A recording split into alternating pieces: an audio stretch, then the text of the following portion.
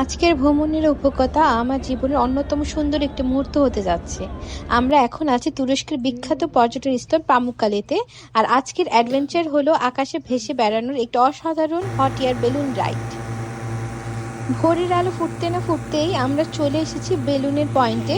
চারপাশে একসাথে অনেকগুলো রঙিন বেলুন আকাশে ওঠার প্রস্তুতি নিচ্ছে। দৃশ্যটা সত্যিই স্বপ্নের মতো লাগছে।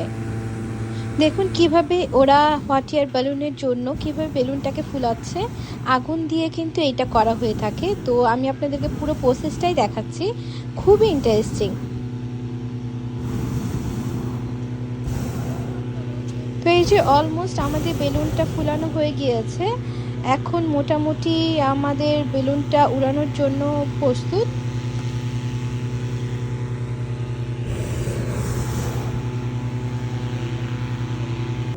যখন ধীরে ধীরে বেলুনটি মাটি ছেড়ে উপরে উঠতে শুরু করলো, তখন নিচে দেখা যাচ্ছে পামুকালের সাদা ট্রাভারটাইন ট্যারেস, প্রাকৃতিক সৌন্দর্য আর সূর্যের প্রথম আলো।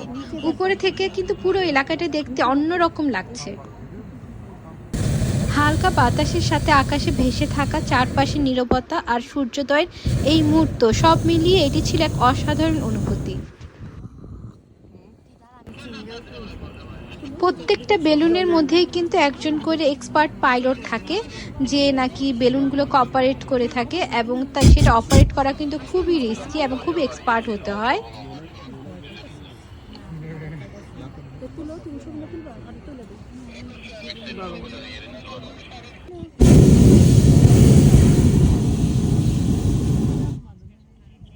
ওয়াও, নামতেছে কিভাবে দেখো। আল্লাহ ঠান্ডা না?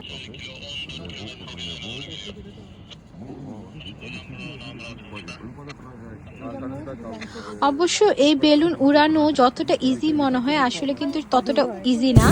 কারণ আমি দেখতে পাচ্ছি যে আস্তে আস্তে যখন নিচে নামছে না, তখন নিচে কিন্তু অনেক লোকজন ওদের থাকে, অ্যারেঞ্জ করা থাকে, এবং খুব সহজেই কিন্তু নেমে যেতে পারে না।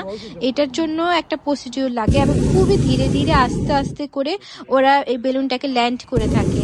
আর ল্যান্ডিং করার সময়ও কিন্তু আমাদেরকে একদম বসে যেতে হয়। সো আমিও অবশ্য মনে করেছিলাম যে না, বেলুন ইজি, খুবই ইজি হবে উড়ানো, বাট আসলে এটা খুব ডিফিকাল্ট এবং খুবই এক্সপার্ট না হলে কিন্তু সাকসেসফুলি ল্যান্ড করা পসিবলই না। Okay, 3, 2, 1. Move. তো এইখানে আমরা সাকসেসফুলি ল্যান্ড করতে পেরেছি, তাই সেলিব্রেশন করছি। এই সুন্দর মুহূর্তগুলো আপনাদের সাথে শেয়ার করলাম। সামনে আরো অনেক ভ্রমণ গল্প নিয়ে আসছি, সাথে থাকুন।